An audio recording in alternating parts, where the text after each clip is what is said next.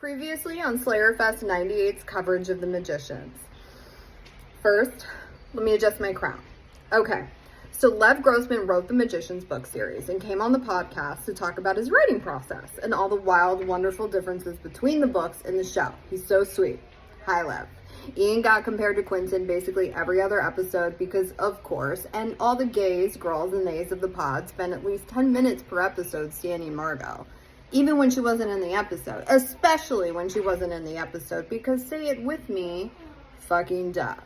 Kimberly Ann would not shut up about how hot Penny is, and honestly, that tracks. Justin's entire personality became Katie defense attorney. He would fistfight a minor god in a Toronto parking lot for her. Trevor and Ian couldn't get through a single recap without crying over something, usually Elliot, or just vibes. And Sabrina, bless her heart, declared everyone hot at least once per episode, including herself, which obviously is feminism. Everyone also compared the show to Buffy, naming it one of the very few shows that managed to update what Buffy captured without copying it, which, let's be real, is the podcast's highest possible compliment besides everyone's hot. And of course, everyone kept name dropping Cordelia Chase while worshiping Margot, because again, do I even need to explain? Not to you. Meanwhile, Fillory was doing its usual thing, being a barely functioning fantasy kingdom run by emotionally unstable bisexuals and talking animals. So basically, Heaven and the Beast, our sparkly, creepy nightmare cryptid, was out here murdering magical 20-somethings and monologuing like a Juilliard graduate with a god complex. We ended the season on a horrifying little cliffhanger. Julia, in an act of trauma brain chaos, betrayed everyone and ran off with said sparkly, creepy nightmare uncle after he murdered all the magical Scoobies except Quentin. So now our sad little final boy is stranded in Fillory with no friends, no plan, and no espresso machine. Will our heroes return? Will Julia ever take a day off? Will the thirsting reach magically unstable, ill-advised levels? Will everyone still stand Margot? Bitch, I better hear you say yes. I'm Summer Bishel. I played Margot on The Magicians, and this is Slayerfest 98's coverage of Season 2. You're welcome.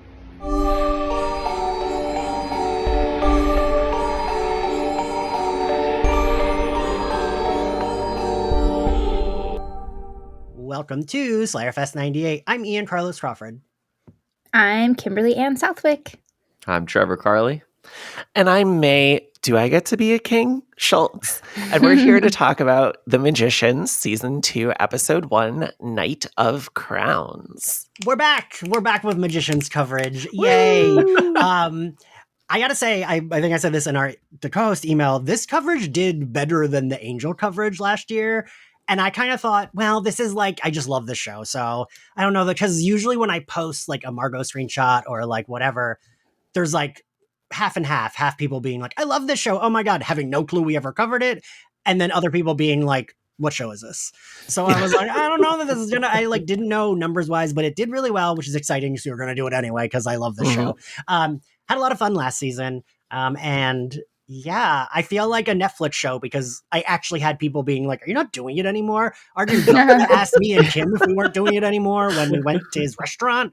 And I was like, no, it's just one season a year, which I'm like, maybe that's bad because people forget about seasons, but whatever.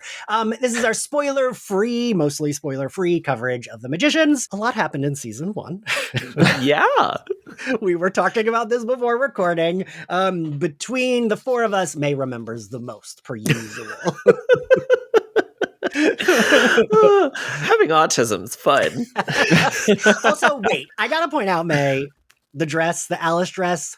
Oh, fucking fantastic. Thank you. I'm not even wearing a bra with it right now, but Kim said off mic that I've got the boobs to match Alice. So I did say that.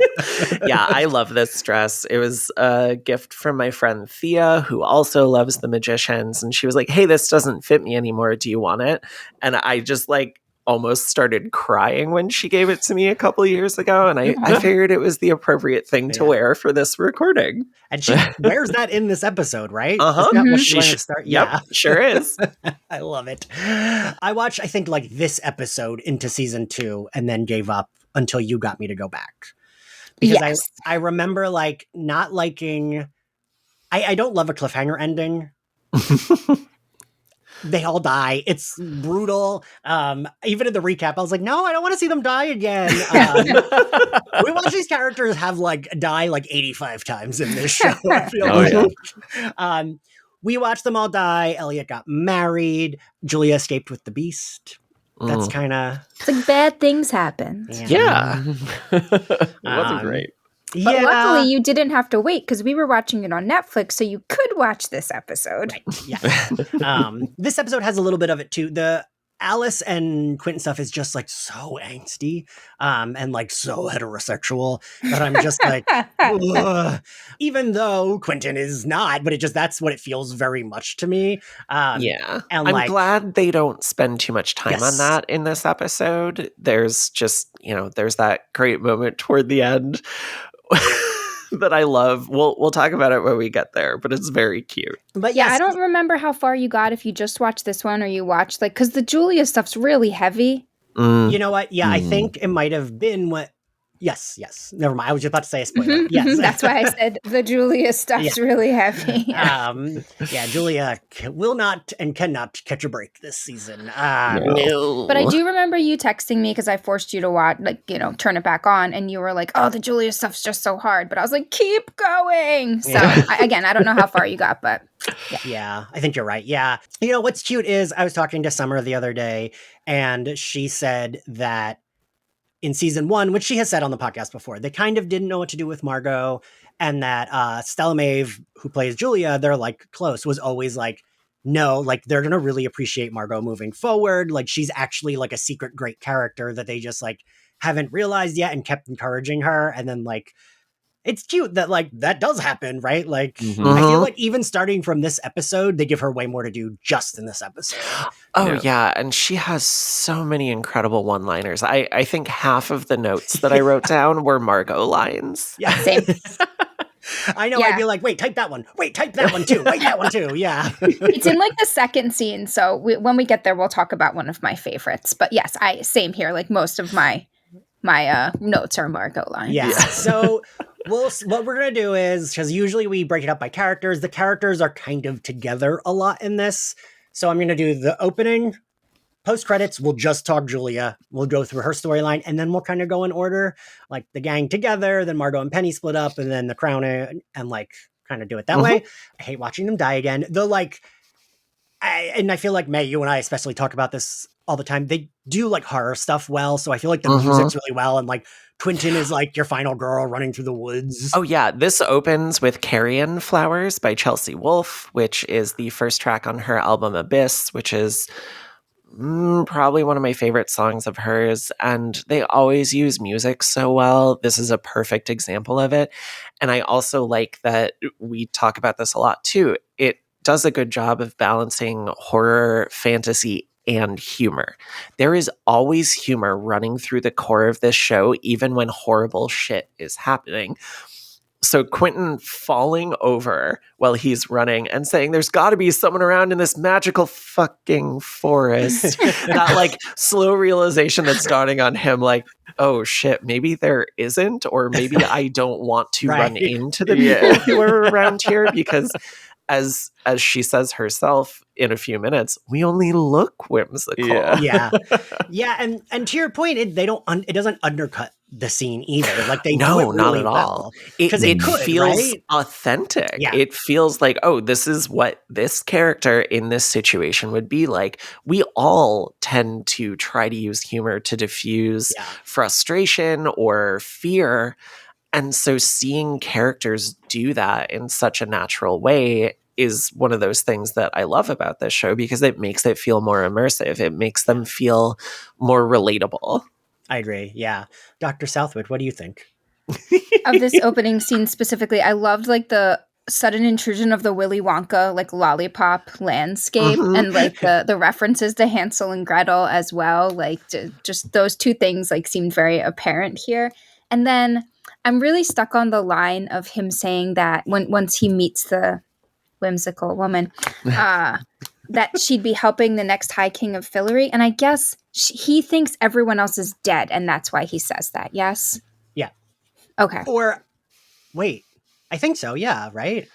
Yeah, I think it's also just like in general, Yeah. the That's true. mission, the High King of Fillory was part of the mission. Okay. Because Elliot's the one that got married and everything, and it has to be High King, and he knows that. But if he thinks Elliot's dead, then like that's why he says that. I don't know. That kind of threw me off. I was like, is he just Quentin doesn't seem like someone who in this moment would just lie about something like that. Yeah. Other than that, how quickly everyone comes out of the whatever they come out of was much appreciated by me as well. Yeah, and I love the side note of the woman being like, oops, like, no, it's mine now, sorry, like what y'all were saying, like, we just look whimsical. Because in this show, if it doesn't come back in this episode, it's gonna come back like 8 episodes later, and we're gonna be like, wait a second, what? Like, So, what did that lady do with his blood? Yeah. Which I actually don't remember. Yeah. I also love when she's like, oh, then a discount, 1 vial. What are you, stupid? Your blood, dum-dum. Like, I like she just, like, that's a weird thing, and I also feel like I'd be like, all right, sure. Like, I could do that, sure, here you go, I don't know. He hasn't existed in a magical world that isn't Earth, which isn't really magical, but kind of is, question mark, long enough to know better, apparently. I will say, like, character-wise, I'm glad they come back right away, but plot-wise, it feels a little too, like, oh yeah, we're fine. And it's like, but that was a huge I don't know, but maybe that's like how the show is. I don't know.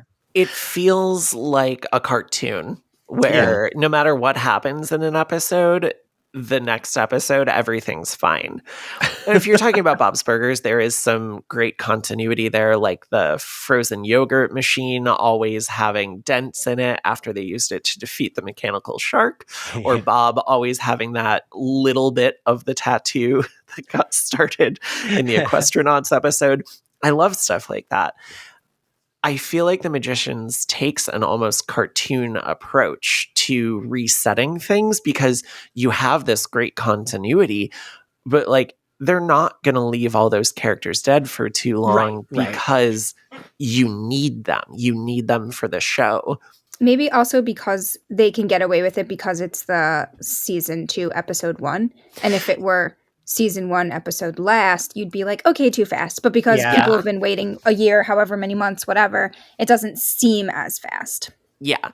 Yeah, and if you had to wait through the whole episode for them to like systematically get them all back, people would be like, oh my God, what are you doing? All of my favorite people are not in this episode. True. Ian, you would hate that. I would. You're right. I would. Yes. I know I would.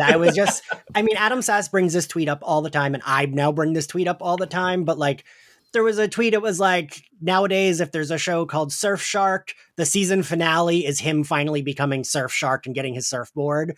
And like, The Magicians is like the opposite of that. It's like Surf Shark gets his surfboard every 20 minutes in every episode. Like, they're just like burning through plot, but they do it so well. Yeah. Also, I want to watch a show called Surf Shark. That sounds great. Adam, if you're listening, you got to make that. Yeah. But then like, that applies like, even like a show like Daredevil. I that's a really good Netflix show, but season 1, he doesn't become Daredevil till the season finale. And it's like, well, we know what we're watching. Right? Falcon and Winter Soldier had the same issue because it's like, but we already know he's going to be Captain America. Why are we doing a whole season of him being like, well, I don't know that I deserve the shield? And it's like, but we know that that's like. You did hate that because you mentioned it a lot. Yeah. Well, so a metaphor that my favorite writing professor, Lauren Godstein, used to say, she would say, it's like wearing pasties over your nipples. Just take them off. Everyone knows what's under there. Like, it's fine. She was like, you don't need to like cover that. That doesn't make it less scandalous. Right. And I think about that a lot where I'm just like, just do the thing. Just fucking do it. But they did the thing. And yeah, I definitely would have hated it if it was like no one else but Julia and Quentin all episode. No offense to Julia and Quentin. Margot, even in this opening, so they all want to juice up. They're going to drink from the wellspring. Margot has so many good lines in this episode, and I love her rant here. When she's like, we're stuck in some fantasy show that loves to kill its heroes 9 episodes in. If we even are the heroes, I think we might be comic relief. It's so good. great. It's one of my It's favorites. so good, especially having watched the whole show. And I know that I can really only say that, except everybody knows we love Margot. So obviously, like, they know that she's great and we continue to love her more and more. But I feel like in the context of a rewatch, like that line it was already at 100% and now it's at like 1,000%. Yes. Like my favorite line. And her delivery is so good too. Like she is spiraling and then being like, fuck, I was already spiraling and now I'm realizing we might not even be heroes. Yeah. We skipped over it, but there's a part where she says swallowing has its privileges. Yes. Yeah. I also wrote that down.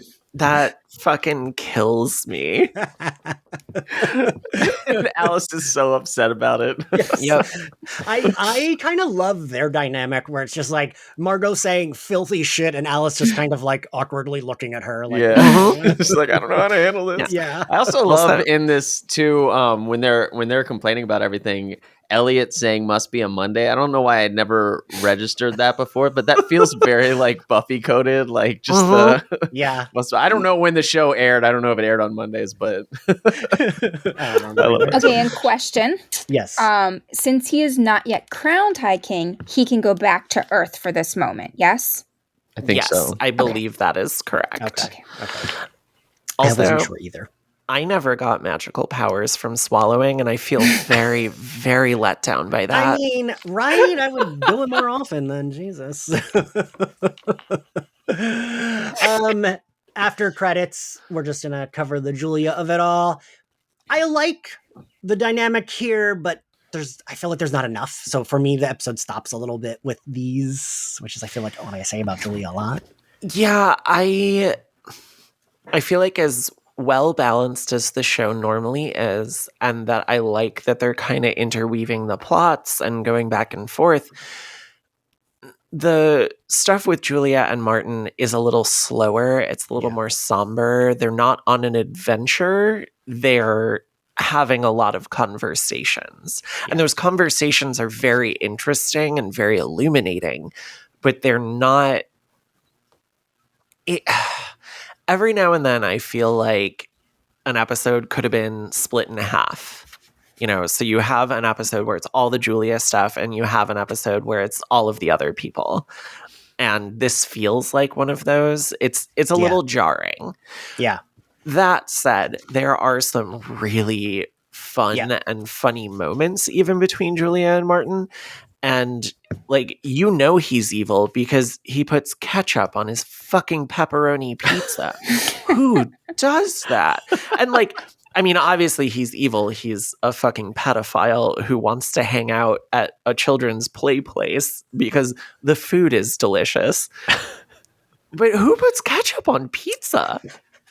What he's a murderer. Fuck? He's a bye. Yeah.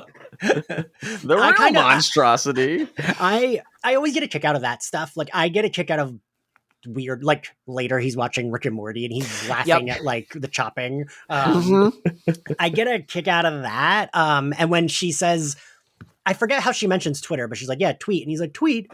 Birds have computer accounts now. And I'm like, all right, he wouldn't know what the fuck that is. Like, that makes sense.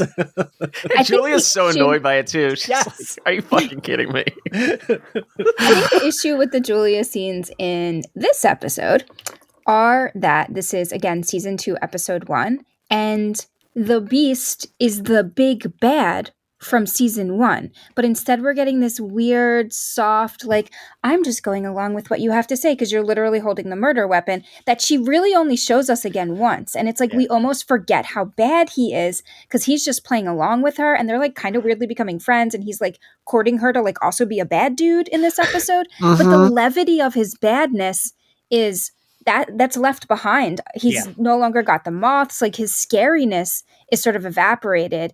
And I think that makes it difficult for us to realize how scary these scenes should be.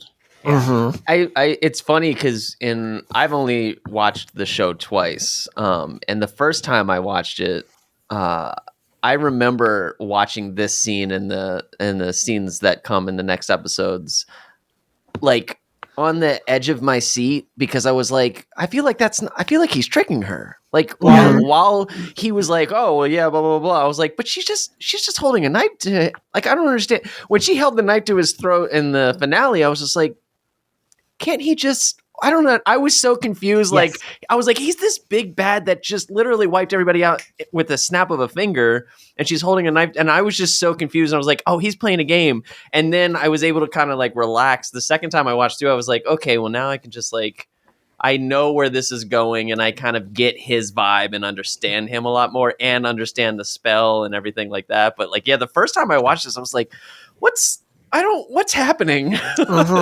Yeah, and like, I feel like, you know, I mean, we're all Buffy fans here. Like, I love X-Men. Villains can get a redemption arc, but it is so sudden because it's like the last episode, he literally killed everybody. Like, he did murder them all. And now we're like going to like have a whimsical adventure with him.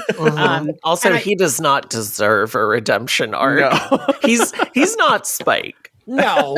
And like, or Mystique. And like, yeah, it's like, I almost wonder, without saying spoilers, what if they planned something different for him. Because also, and to your point, Trevor, this is my problem with like super overpowered characters. That was my problem with Wanda in Multiverse of Madness. It's like, she can say what mouth and implode Black Bolt's head with like a blink from across the room, but she's running after Doctor Strange and America Chavez. And I'm like, can't she just like snap her fingers and their heads blow up? Like, right, yeah. There was a, I don't know if any of you have seen Legion, but I watched season 1. There's a really great scene in there. They do a lot. One of the things I loved about it the most is when he does those types of powers. He does it a lot. Like when he's fully like Juiced aware up. of his abilities. Yeah, fully juiced up and aware of his abilities. He'll like this one scene in particular. He like goes into a truck and he's just like, and it's that thing where when I was watching that, I was thinking about Wanda at the time. I was like, that's the shit I expect Wanda to do like all the time. Why? Like it just, you feel the writing of like, well, we can't have her kill this character, so she has to run after him. That's like, yeah, come on. I have the same issue with like haunted house movies and always have, where it's like, if the house is haunted, how is a ghost running after you? Yeah. Mae, you'll know which is the haunted house movie with James Marsters in the beginning and Lisa Loeb. That would be the remake of House on Haunted Hill from, I believe, 1999. I was in high school, so yes. Yeah. So Lisa Loeb is a reporter and James Marsters is a cameraman, and they're interviewing Jeffrey Rush about his new roller coaster. And they're only in the opening, and it's so weird that they're both, it's like those 3 actors are in the opening. And Kim, do you remember I wrote a whole script about that when we were in high school? Putting us into it. I do not remember that. Anyway, that movie in particular always bothered me because they are running away from the house itself that is a monster while inside of the house.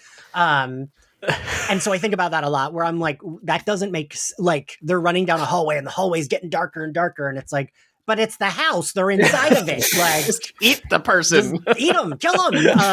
And that's where I go with characters like this. And now we're spending so much time talking about the Beast. I'm sorry. Like, this part bores us. Let's spend 20 minutes on it. Yeah. I hate it. Let's talk. I do love. Okay, can I switch us here? Yes. I do love the cinematography of the ball pit and just the colors in that scene. And it's also like whenever they're in Julia's apartment too, it kind of continues. It's just differently colored, for lack of a better word, right? Where's my person who knows more about cinematography and words? I don't know. But yeah, I love like the mutedness of the scene, and maybe that's why it feels more boring to us too, because it's not as colorful, which is totally intentional. Yeah, it's intentional. It is. It absolutely is. But like, I remember, like, I've had friends be like, that show's too gray. And I'm like, oh, it's only certain realities they're in where it's gray. Like, it's not all the time. And I mean, it's a ball pit. Like, it's, in like actuality that this is a very colorful, cheerful place. But the way that the way they filmed it, like they've muted it so that it's not. And that, I don't know. I think that's really smart. And I like the choice a lot. It literally looks cool. I did like the scene of them going to the murder scene. I liked seeing the Beast kind of like, I like when she has to say, like, keep them away, but don't kill it, like, do it peacefully. Yeah. And I do just like seeing him observe it. Like we're not getting like him being like, oh, this is so odd, but he's kind of just like curious, right? Like he's like, huh, all right. And we assume that because he's super magical, they could just go to Florida real fast. Yeah. Okay. That's what I assumed. Just making sure I was right. So I do like that scene. I think Stella Maeve has such good warmth. When she sits with the kid, it's like, oh, she's like, I don't know. I always want Julia to get a break.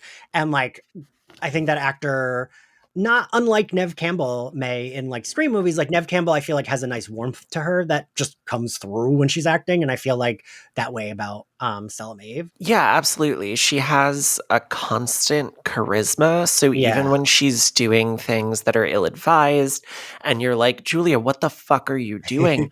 You still have so much empathy for her character because of how she plays her. Mm-hmm. Yeah. Well, and also like capital T trauma on trauma.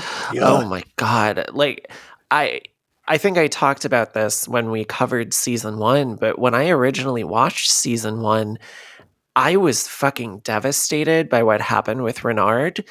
And then everyone dying at the end of season 1, I was just like, I don't know if I can watch this. And so it took me a really long time to come back to it and finally start season 2. I felt so deeply for Julia because she's making these rash decisions. She's betraying her friends because she is so focused on revenge. Yeah. She's so focused on making the God who did this to her pay. And like, I totally fucking get that. As a multiple assault survivor, I really, really feel that. And I do like the fact that this is the thing that I did like about them is like, he is this, I was super powerful, super big bad. And I kind of like him. She thinks he's going to insult her about the sexual assault, right?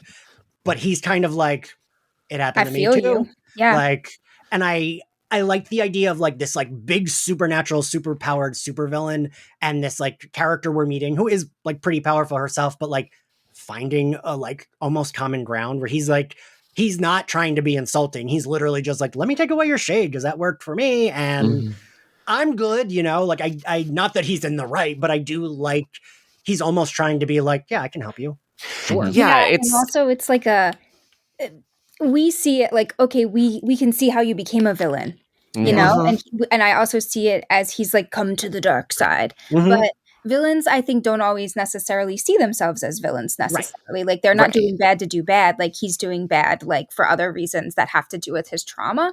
And I think that we get a little bit of that through this. Yeah. Sorry, I interrupted everyone. You had something very poignant to say. I was going to bring up that a lot of the times they will give someone a traumatic backstory to quote unquote explain what their motivations are. And it's like, I feel like with Martin, you have that to a certain extent, but you also, there is so much history there. There is so much trauma that it's like, oh no, I do actually get why this happened. It's not like someone was just mean to him as a child. It's not like one little thing happened. It's like this was a long-standing form of abuse that he was suffering while also exploring this magical world. It's just like, that's going to fuck you up when you're a kid. That is going to completely bend your sense of morality and ethics and put you in a place where, you're going to do some bad shit because that's what you know. Right. And it's not an excuse. It's an explanation. And I feel like they handle it on this show a lot better than other shows do and movies. And even he gives, are we just talking about the whole thing as one rather than going scene by scene? Yeah, even like towards the end, he gives the line, martyring yourself to your pain isn't all it's advertised to be. And it's like, oh, well, that's how that's bad to him. Like what he's doing isn't bad. Like what's bad is like this sort of martyrdom that he's seen other people use instead. And I think that's a good line, but that's like, that's bad advice. Well, Even though it's good and it can be helpful to some people, like what you're offering, like instead of that Right. isn't the right choice. Right, You yeah. know, like Mass murderers you maybe can't not just better. have that line, right? Right. Yeah. Like, I don't know. Yeah. I agree with him, but also I don't agree with like the rest of it. That Right. what comes with the not martyring yourself to pain. I also, I'm not gonna lie, I like how frank he is. Like, I like Mm. that he's just like, yeah, that man bent me over that desk and had his way with me, and this is what I had to do to cope. Like, I can appreciate that we're like, it makes sense that he would be frank about it, right? Because Mhm. in his aspect, he took his shade away, so he really just is like, that's a thing that happened. Sure. Right.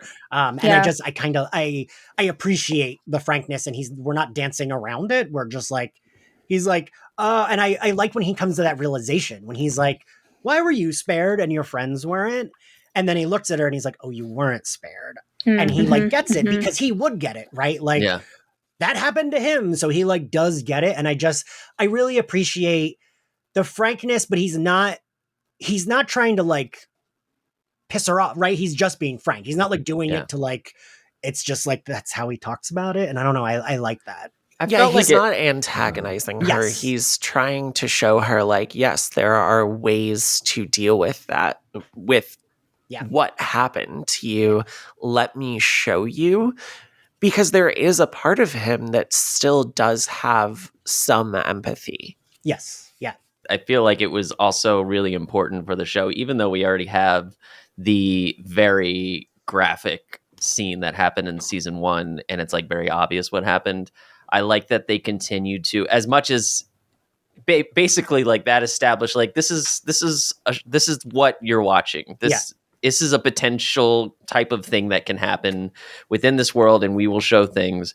And then that they are purposeful afterward with their wording, because especially with media literacy these days, he could say like, oh, I understand what you're going through. I had a similar experience. Yes. And then that's it. And then everybody's arguing like, well, he didn't Right. experience Yeah. anything. Like, I feel like they were really careful and purposeful in the way everything was worded and everything was handled, so that you're like, okay, I understand the comparisons that they're drawing, and like and then obviously where the story goes. And I really like that they were like, no, we need to be very clear for this part, because we're going to do this, this, and this in the later ones. Yeah. Yeah. I want to clarify. I don't think that martyring yourself to your pain isn't all it's advertised to be as bad advice. I think having her remove her shade Right. is bad advice. Because I feel like somebody could, that's like a good argument for like taking an SSRI, like if there's a thing that's going to help you, then like, why can't we try it? But like, literally getting rid of all of your emotions, except like only a couple of them, I guess. We don't, the shade isn't exactly well defined for us, but like Mae said, he still does have some sort of empathy, right? So it can't remove, you're not completely detached from all of your emotions, but it's like, we're going to put the hard stuff over there. Yeah. And an SSRI like can really help you. Yeah. I mean, just take the edge off in the same way that like maybe taking part of your shade off might. Kim, I like that you're like, therapy's an option. But I'm just trying to imagine Julia in that therapy appointment being like, well, all of my friends were murdered and I was sexually assaulted by a trickster god who was possessing the form of one of those friends. She would be locked up. Yeah. Well, and then all my other group of friends were murdered as well. In In a a fairy different tale land. situation at some school that I was supposed to be invited to because I'm magical, but then actually was kept from for reasons nobody understands. It's Not like even me. that moment in Scream 6 when when she's finally open with her psychiatrist about what actually happened, and he's just like, okay, I can't be your psychiatrist anymore. All right, moving on. We're gonna they're like getting filled in on what happened with Julia. He tells them like, what Reynard did. Margot has a line that I was like, okay, I appreciate this. That she, because this is what they start to do this season. They show us that like she is Cordelia Chase-esque, where it's like, she is like, that was awful, but she did still choose to like fuck us over. And it's like one of those things where like you were saying, Mae, like I can understand why Julia is focused on this, but Margot isn't wrong, right? Because Julia kind of fucked them, like got them killed, like all of them. Oh yeah. Yeah. I do like Quentin saying a couple times, she's not sane right now. Yeah. He understands He that does. this is not actual Julia. This is Julia's trauma manifesting in her actions because, she's not sane right now. She's basically somewhat dissociated from herself and just running on revenge instincts. And I like that Quentin can see that and that he's not angry with her. Well, He's they're like, best friends. Yeah, exactly. Like, I would understand if my best friend did that and was in that place. I would be like, well, she's not sane right now. I'm going to do whatever I can to help her, but there's only so much you can do. Right. Yes. We meet our new Fen, who comes running across to greet Elliot. Love Fen so much, and I always forget they change actors from season 1 to season 2, but sorry, Fen 2, just like Meg 2 on Supernatural, far superior to the original. Yeah, and they give her so much to do, and they make Fen charming right away. Oh yeah, Elliot going, I think I like her. Yeah. So cute. So good. They decide to go to the armory of books to find a spell. Which I love that we're relying unapologetically on Quentin's knowledge of the Fillory book, and or he's got one there maybe. My visual memory. He's got a copy with him that he keeps referencing. And we're not making fun of him anymore for that. Like we need you as a like knowledge container of this world that actually exists that we're in. And I like that. I also like that Margot's the second most knowledged in the series. She's not someone you would assume read them. Penny, what is it? What do they call it? I say healing. The healing river or whatever it is. Torrent. The torrent. Yes. There you go. The Chatwin torrent. Yes, the Margot says she'll go with Penny because they're going into battle. Might as well get a bunch of that. And her delivery of "you're wiping your own ass, so figure that out" is fucking perfect.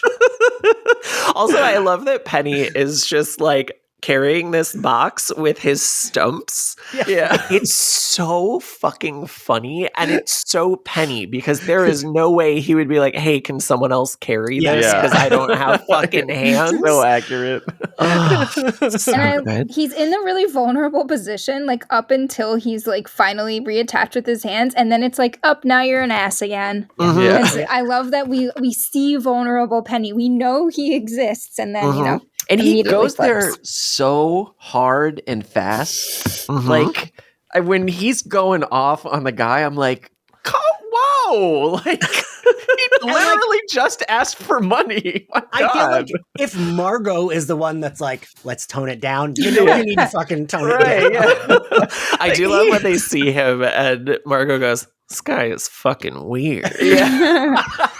I just refer to him from then on as weird guy in my notes. Thanks, Margot. Margot said it. I love when he's in the pond and Margot and that dude are standing there and he's like, so where are you from? And she's like, I love Earth Girls. Douchebags everywhere. I love it. And if I remember correctly, I need to point this out. Physical Kids Weekly, who was a Magicians podcast when Magicians was on, had Arjun on for this episode, and they asked him, and it was a butt double, in case anyone is curious. Oh, that's disappointing. I love when he says, are you even officially affiliated with the torrent? I was like legit laughing out loud. It's such a good line. I also love Margot freaking out when he's just like, oh, he might have drowned. She's like, are you serious? Like, starts like, oh, nope, there he is. Yeah, there he is. This is a natural resource on public property. Just like, I just love this whole scene. It's so good. That is a man you would date. Oh, hell yeah. Oh, no. Was yelling that. Oh, Penny. I thought you meant the weird guy. No. I was like, I know Kim has better taste than that weird guy. That vulnerable to asshole, like, that's like my favorite. And I do like when she's like, these are diamonds, and he's like, what's a diamond? He's so mad. That's great. Because I'm sure it's Margot. I'm sure they're expensive diamond. Like, I'm sure they're whatever brand. Definitely not cubic zirconium. Yes. Quentin and Elliot are reading the books, and I do love Quentin's. Am I going to get to be a king? Yeah. Because like he's That's so why sincere. That's why it was my nickname for the episode. It's so cute and so genuine, Quentin. Kim, you said this already, but like he gets to be so genuine in these scenes, and I love that we don't undercut it. We don't make fun of him, and it's like, no, I would be excited too, right? If I'm in this like whimsical magic land and I like get to be king, I would be nervous, but I'd be like, oh my god, that's so cool. Like, And Margot's just like, I call high king. yes, Yeah. I High king, yeah. yes, like immediately. Yeah. It's like she's not taking it seriously, but like it's fine because it's Yeah. Margot. And Yeah. yeah, we've got enough. We've got it both, and it's great. She's not taking it seriously, but she's gonna be in charge about it. Like, Oh yeah, totally. and then we get the crowning ceremony, which I love so Wait. The, You can't the skip night. past you can't the skip old night. decrepit knight. Oh, right. Yes. Who is so goddamn funny. Everything that comes out of his mouth is hilarious. It's not the 90s? fucking the 90s references, and then Elliot doing a Swayze monologue from fucking Dirty Dancing So to good. convince him of his worthiness to take the crowns. You know Oh my- Swayze. Yes. I Yeah, wrote I that love down. After the whole thing, he's like, "Your Majesty." Yeah. He's like perfect. relieved. Good. It's the perfect like how the show is so silly Yes. but it's sincere in its silliness. Like that's Mhm. why I love so much about the show, where it's just like the most ridiculous stuff, but everything is delivered so seriously where you're like, I love all of you so much. It like really, it's wild that it works, but it does. Because like Yeah. I even like saying it out loud sometimes when I talk about it, I'm like, I realize this sounds not good, but I promise it's fantastic. Like I just, yeah. And I love, but he's like, it seems I died waiting for you. Like, Yeah. No big But he deal. still exists. He's Yeah. still doing his job. Well, and it's definitely kind of a reference to Indiana Jones, Indiana and the Jones, Last yeah. Crusade, and the knight guarding the Grail. And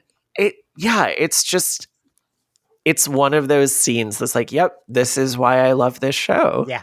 This Yes. hit single is performed by offspring of famous entertainers. And Margot goes, dude, that is crazy vague. Hold on, by Wilson Phillips. I I love love that they that. say it simultaneously. Dude was texting me the answers. Of course he was.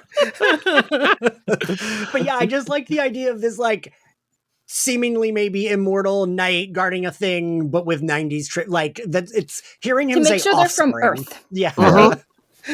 Just Like, thank goodness they were pop culture questions and not like, the crust and the mantle make up two parts of the geological. because if it were that and it was the four of us, I think it would probably fail. Yeah. Oh yeah, Yeah. I was not good at geology. No. Chemistry, I aced every test without ever studying. But geology, I was like, I like rocks. Yeah. One of my students the other day was like talking about how hard his math class is, and he's in like an advanced whatever, and he like talked about what they were doing, and I was like, I promise your professor has a master's degree, but I don't know what you just said, because like I did not know what any of it meant, because I'm so bad at math.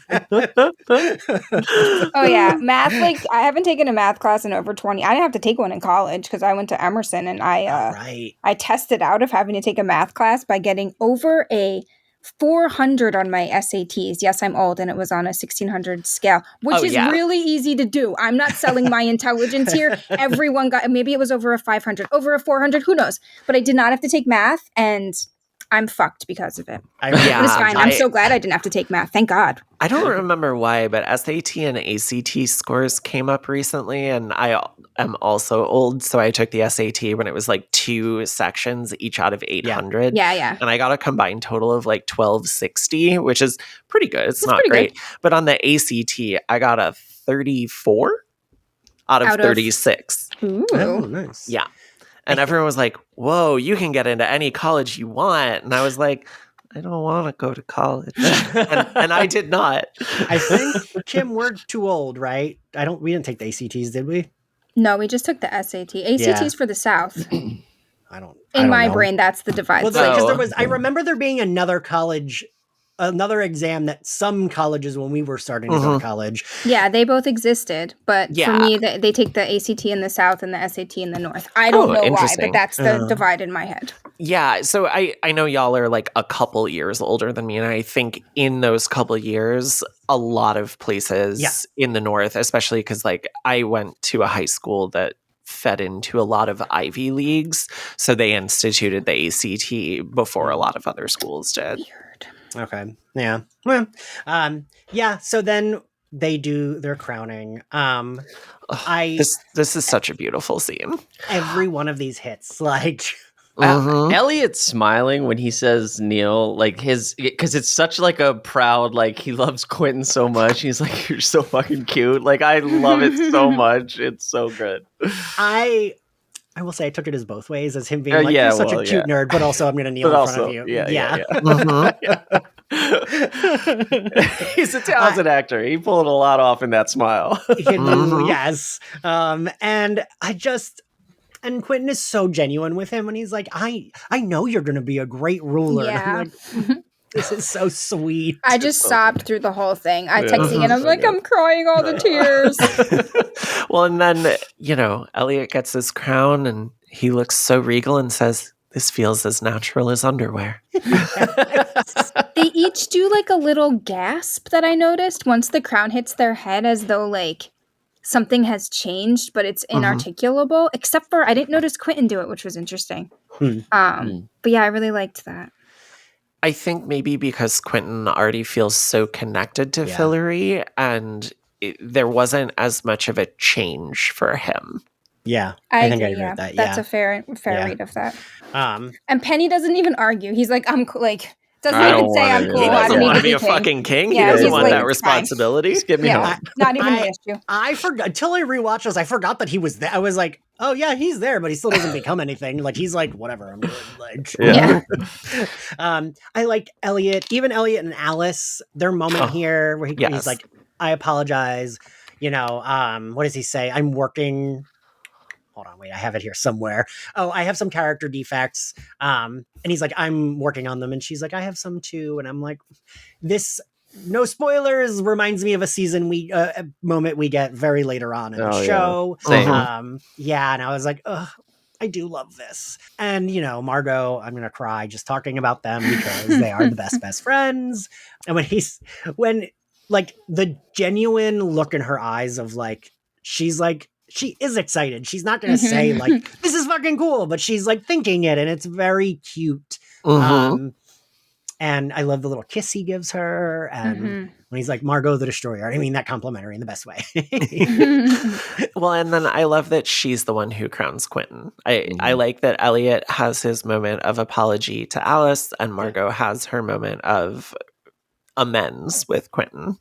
I love it. She's like, and I'm not apologizing for the sex because she does not need to apologize for the sex. No, I'm I'm sure that sex was real good. Yeah. I wasn't on that episode for season 1, but I really wanted to be because, oh my God, I would be a part of that threesome in an instant. Yeah, they know. Yeah.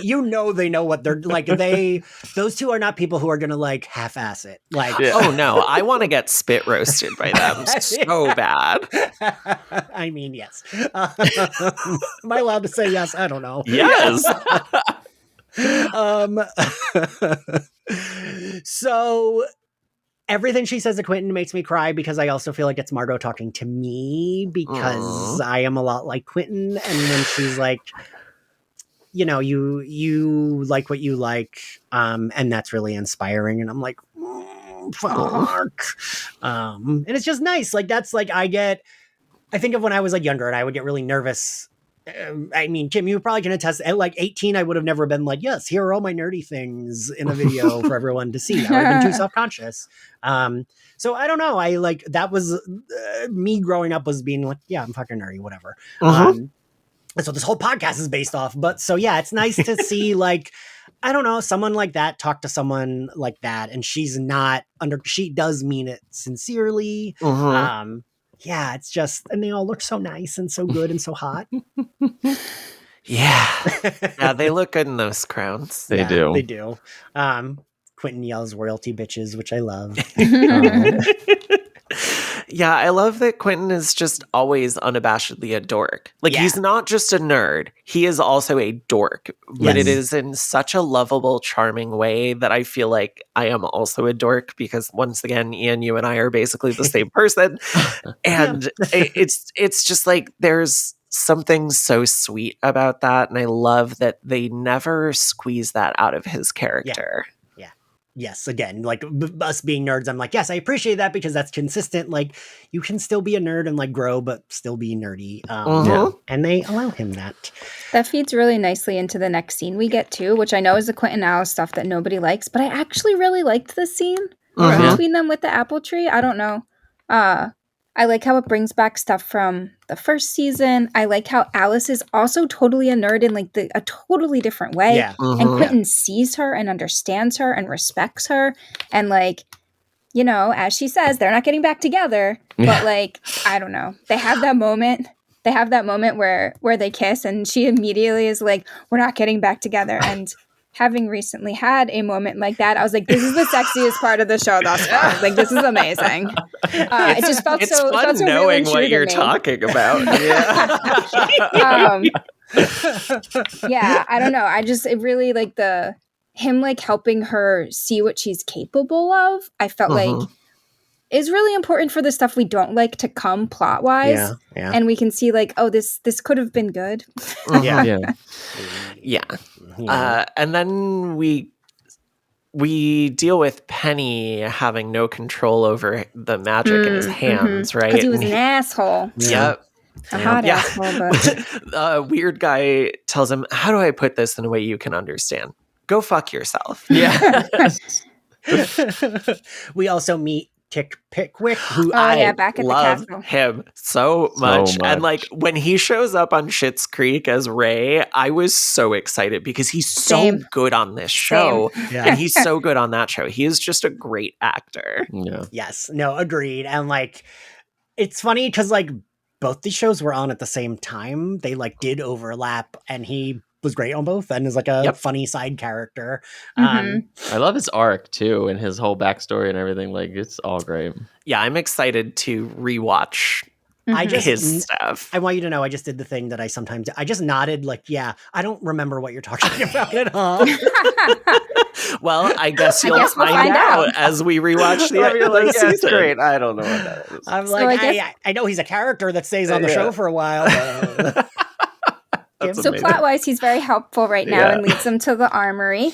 Yes. And it's missing all the books, and you can see on the wall where there used to be the weapons.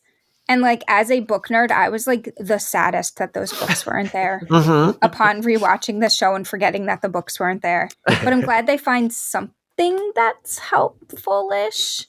Even though then we have to be sad for Elliot because he does have to stay in Fillory. And they do address that time works different there than it does on Earth, which is important. And I love when he says, I'd like to be known as Champagne King. And I was like, oh, Evelyn Champagne King? This whole scene between him and Quentin, though, is so sweet. And I won't talk about things that happen later, but it's kind of planting those seeds. And I love their friendship. I love that Elliot makes a joke about not touching him because he's the High King, but then he's like, no, you should hug me now. And you could squeeze my ass if you want to. And it's just so perfect. cute because it's like so tender. Yes. Yeah, those are the moments that I really relate to Elliot because I love gentle affection, and I'm also just very flirty with everyone. I'm flirty with all of my friends. If my friend wants to slap or grab my ass, I'm going to enjoy that and not make a thing about it. Have you met my friend Ian? Yes. No, I've told Ian so many times, I wish we lived in the same city. I feel like we would just hang out and get high together all the time. I was thinking about, like, this is especially, I think I told Mae, at least you, this story. There was like one time in the morning at the gym with my trainer, and an older gay guy walked by and like joked about slapping his ass. And I got really mad because I didn't think it was someone he knew. I thought it was like this older guy being weird to like a random younger straight guy. And I was like, why is he talking to him like that? Blah, blah. And then like my trainer started laughing and they like joked around. And I was like, oh, okay. That's like their dynamic that's allowed. They're Mhm. like friendly with each other.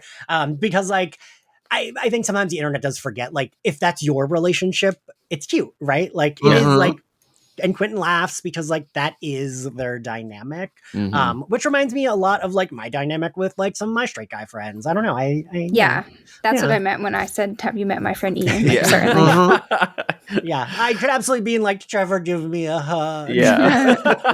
And then you could absolutely be like, Yeah. "And can you squeeze my ass too?" Yeah, like as a sure. joke, Yeah. like knowing that. And I would Throw that in expect there. that, yeah. Yeah, I love both, and their chemistry is really good too. They have like really good when they have their like small moments like this. It's like, Yeah. oh yeah, these So are like outside of friends that love like each other. Elliot and Margot, who are like my everything, Quentin and Elliot are just my favorite dynamic of the whole. Like, A Life in the Day is my favorite episode. Like the way Quentin hugs him too, just in this, like his arms are fully wrapped. Like his arm is to his other shoulder, his face Mhm. nuzzled into. It's not just like a all right, brother. Well, I'll see you later. Like he's feeling Yeah. I love them so much.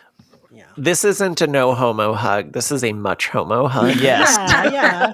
It's like there's a lot of love there. Yeah. Yeah. All right. Well, I guess we're at the end. Oh, and Do we Alice talk says, enough? Do we What? talk enough about the fact that it ends on a cliffhanger? Though I think we Oh, do need yeah. to mention, whatever you're going to say, Alice says also, but that like That they need we to go back don't to get any Brickhouse. resolution with the torrent. Mhm. Right. Yeah. The Okay. guy just tells him to fuck off. Yeah. And Alice says they need to go back to Breakbills. Yes. Mhm. Favorite scene, May? Elliot and Quentin. Yeah. Trevor? It's a toss up between Elliot and Quentin and The Crowning. I want to say The Crowning just because there's so much more meat and Yeah. a lot more characters feeling the emotion. But yeah, both of those are my faves. Kim?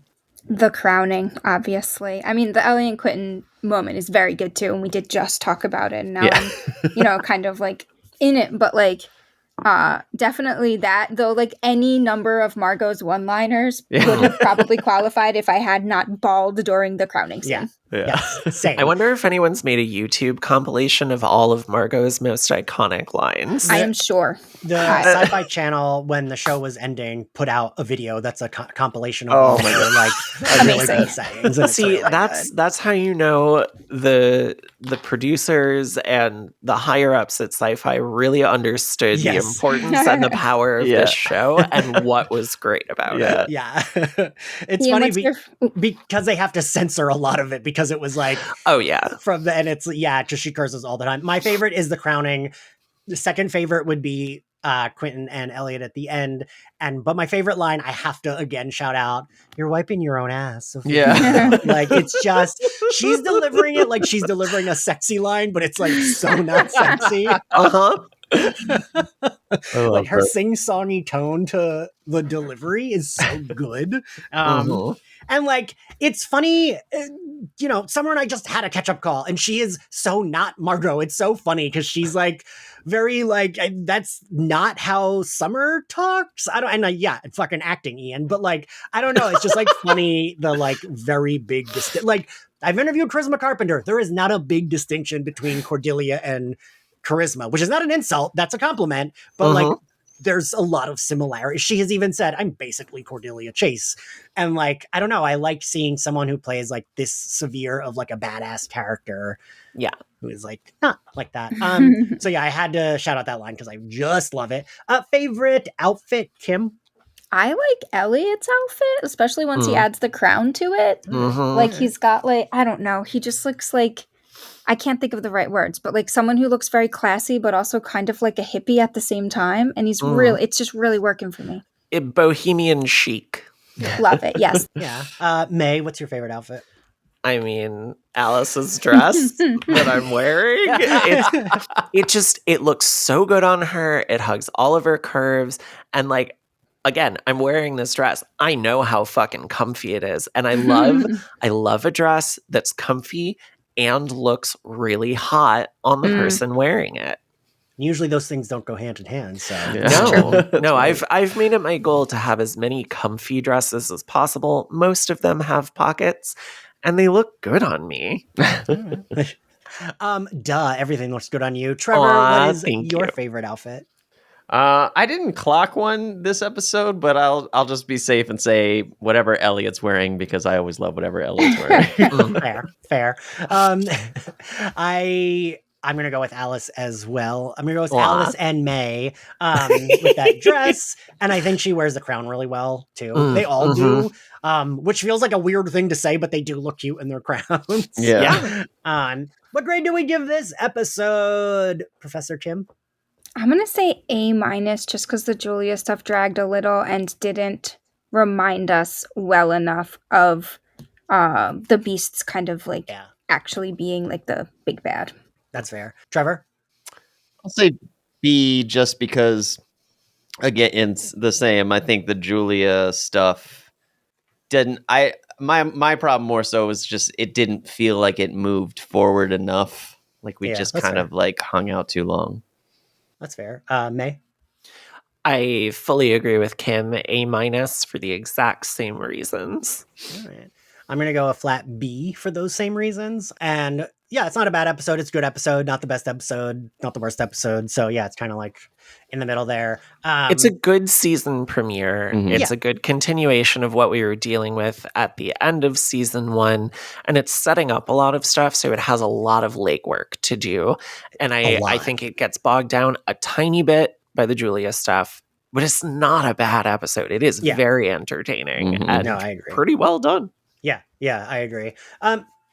Thank you all for listening. Thank you all for joining me. We're going to be covering The Magicians weekly for season 2 until the season's over. Hopefully we don't have any breaks. Can't promise. But this is one of 9 recordings I'm doing in less than a week. So we'll be done most of the season before it even airs, which is a first for Ian and Slayerfest 98.